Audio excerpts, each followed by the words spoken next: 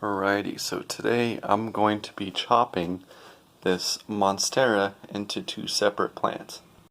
As you might be able to tell with the leaves, the plant hasn't been doing too great. And I think it had to be from my trip to Phuket, where the leaves got all sunburned, or at least this one did. This is that a lot of these plants, unfortunately, did get sunburned. And then, because it was all of a sudden receiving so much sunlight, it caused this leaf to appear prematurely. As you can see, there's just some damage from it trying to grow so quickly, which is why it didn't turn into a fully forming leaf, just like this one. Now, some of you may be asking why I plan on actually cutting this plant, and that is for two reasons. Well, one is because I want to have multiple Monstera plants growing at the same time, producing more leaves. And two, is because, as you can see here, it's trying to grow upward. And you can tell that this is a whole node separating off right here. So this is where I plan on cutting today. And I'm not too worried if it's going to affect the mother plant, because as you can tell, it is very root bound already. And all I'm going to be doing is just sticking this one in some water.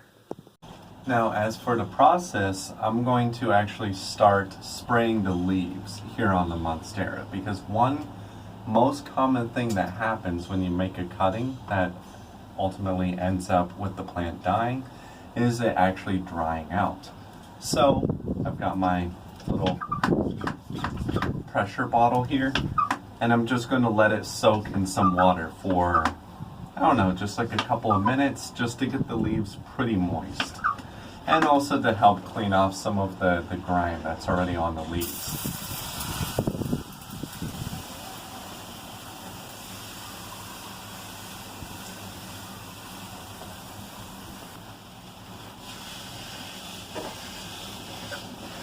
Now I'm also watering the bottom here too, watering the pot, because it's going to ultimately really stress the plant out when I actually make this cutting. I plan to be making my cutting right here, where you can see that it's starting to grow off into another node right here.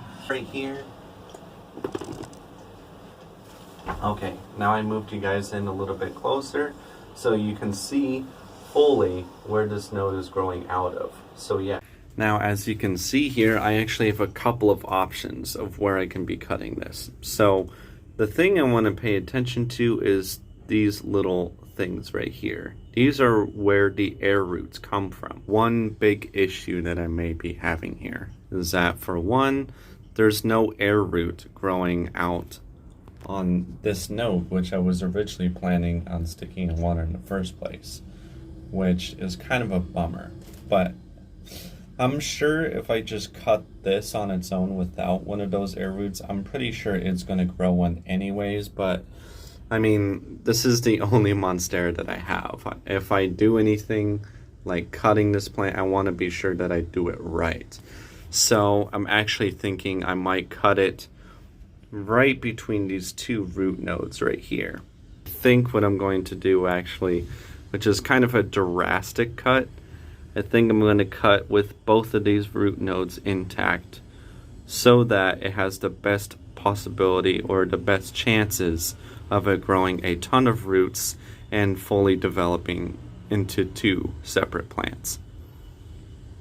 Okay, now that I've properly identified where I'm going to cut, I'm going to be sure to, of course, add plenty of alcohol and clean off the shears that I'm going to be using, which, as you can tell, they're a little bit rusty. I may need to get a new pair of shears here soon. I'm going to clean it off to the best of my ability. Now, I'll be honest with you guys. I am definitely nervous to be doing this. I mean, I've done this hundreds of times when it comes to my pothos plants, which they're another aroid plant. So they grow pretty similarly, which is why I feel pretty confident in being able to make this cut and have it successful. But of course, it took a long time for this plant to get to this point. It grows a lot slower than any pothos that I have. So of course, I'm very nervous of course, I'm very nervous about making this cut. So, let me figure out my best course of action here. Make sure that I can make a clean cut here. I think the best... Oh, makes me nervous. So I think these shears don't open wide enough to make the absolute best cut that I want to be.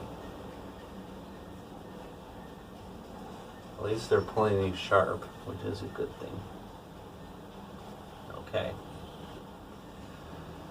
Alright, here we go. Whoa. Alright, here I just cut it off, and as you can tell, it wasn't as perfect of a cut as I wanted it to be.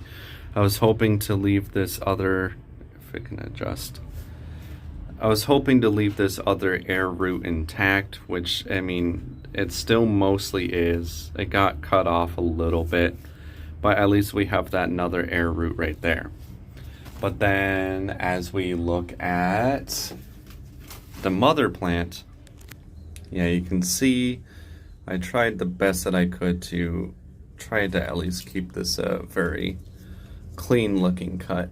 I think I'm going to shape it a little bit more, just so that it appears to look cleaner.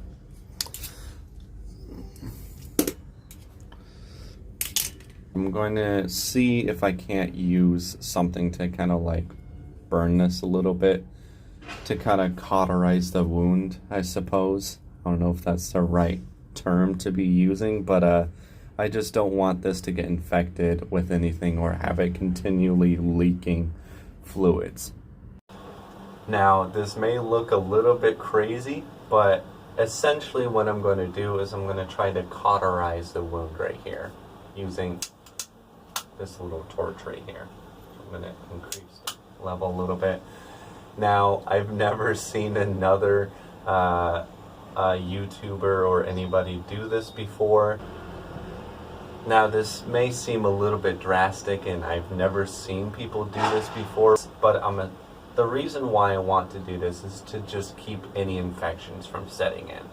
I'm going to try to focus as best as I can on this area because I don't want to hurt the other leaves.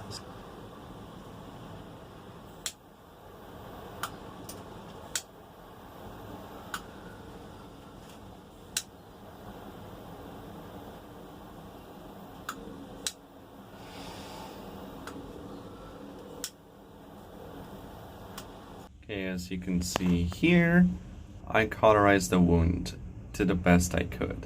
I just got this little torch right here and then just lightly touched it a little bit. If I do it too much, well, so you can see I got it a little bit, I guess, casualty right here, but it's only affecting the flap, so I'm not too worried. But yeah, that's me cauterizing the wound to make sure no fluid keeps leaking out and to also keep it from getting infected.